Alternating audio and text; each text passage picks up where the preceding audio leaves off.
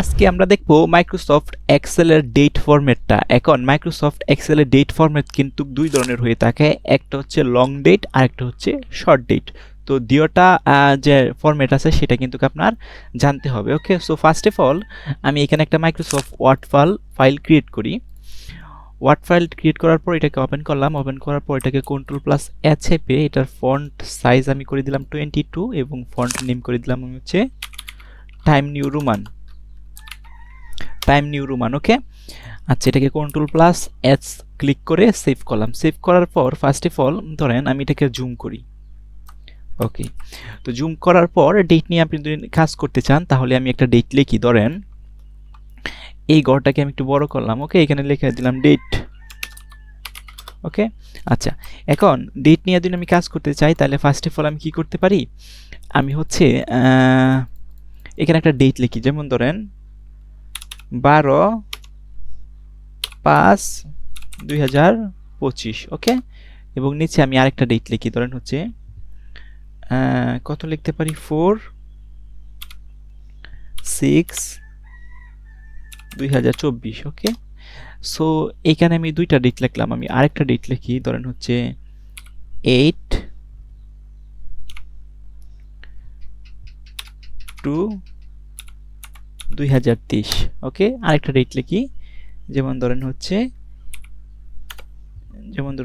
3/5/2024। ওকে, so এখানে একটা, দুইটা, তিনটা, চারটা ডেট আমি লিখলাম। এটাকে একটু মাঝখানে নিয়ে আসি ফরম্যাট করে। ওকে, সো এটাকে আমি বোল্ডও করে দিতে পারি, বোল্ডও করে দিলাম।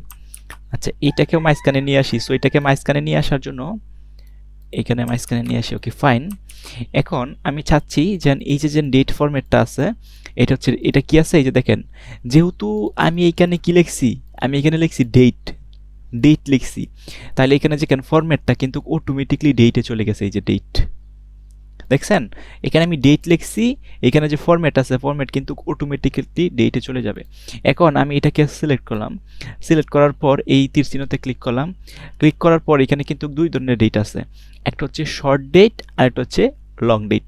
এখন যদি আমি শর্ট ডেটে ক্লিক করি তাহলে বাই ডিফল্ট যেটা আছে এটাকে আমরা বলি শর্ট ডেট। দ্যাটস মিন একদম শুধুমাত্র আপনার তারিখটা দেখাবে, মাসের নামটা কোন মাসের সেইতম মাসের নাম্বারটা দেখাবে এবং সালটা দেখাবে। তার মানে হচ্ছে ডে, মান্থ, ইয়ার। এটা হচ্ছে আমাদের কি বলি, এটাকে আমরা বলি হচ্ছে শর্ট ডেট। ওকে, এখন এটাকে যদি আমি লং ডেট করতে চাই তাহলে এটাকে আমি একটু বড় করি। তাহলে এটাকে আবার সিলেক্ট করলাম। আচ্ছা, এটাকে আমি এই পাশে নিয়ে আসি, তাহলে হচ্ছে আরেকটু ভালো বোঝাইতে পারবো।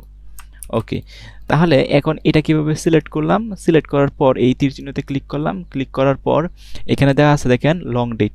তাহলে লং ডেটে যদি আমি ক্লিক করি তাহলে দেখেন কি হয়। আচ্ছা, এটা এভাবে এরর আসছে কেন, কারণ এই ঘরের মধ্যে এই জায়গাটা পাচ্ছে না, এটার জন্য আমি একটু বড় করে দিই। দেখেন এটা চলে গেছে। আচ্ছা, এখন দেখেন আমি ডেট কি দিছিলাম, আমি ডেট দিছিলাম, আচ্ছা এটাকে হচ্ছে ফ্রাইডে, মানে আচ্ছা এটাকে একটু বোঝানোর জন্য আমি একটা জেড চাপি।